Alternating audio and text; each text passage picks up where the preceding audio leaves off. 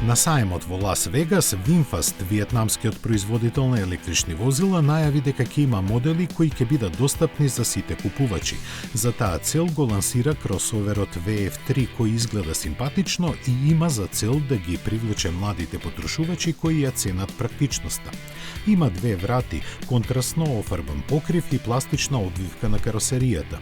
VinFast не кажа многу за возилото, но ја назначи амбицијата да го пробие на многу пазари. Во однос на големината, VF3 е долг 3,2 метри. Со оглед на компактните димензии, VF3 има простор за четворица со минималистичка кабина. Деталите се ограничени, но VinFast рече дека теренецот ќе има 10-инчен инфозабавен систем со Android Auto и Apple CarPlay. Електричниот погон се најавува да има автономија од скромни 200 км, што е далеко од сегашните трендови. Неговата комерцијализација ќе започне за неколку месеци, а први ќе го добијат американските купувачи. Како што беше напоменато на лансирањето, VF3 ќе се нуди на различни пазари со ветување дека ќе биде достапен за секого. Вториот адут на виетнамците е концептот VF Wild.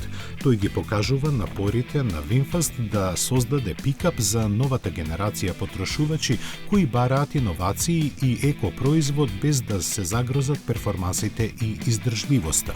Во соработка со австралиското дизајнерско студио Gomitiv добиена интересна интерпретација на тема пикап.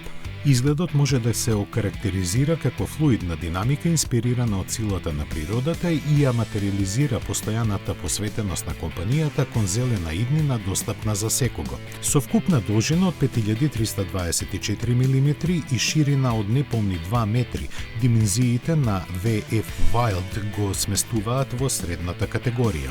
Возилото ја комбинира практичноста на товарната врата што се преклопува за да обезбеди водечка должина на товарниот простор во класата, дизајнирана да се прошири од 1,5 до 2,5 метри со автоматски преклопени задни седишта.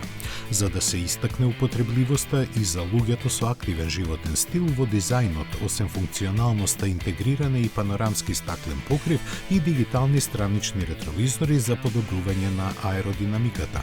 Не се дадени ориентири кога и дали овој пикап ќе биде сериски модел, ниту пак не се спомнува силата на моторот и капацитетот на батериите.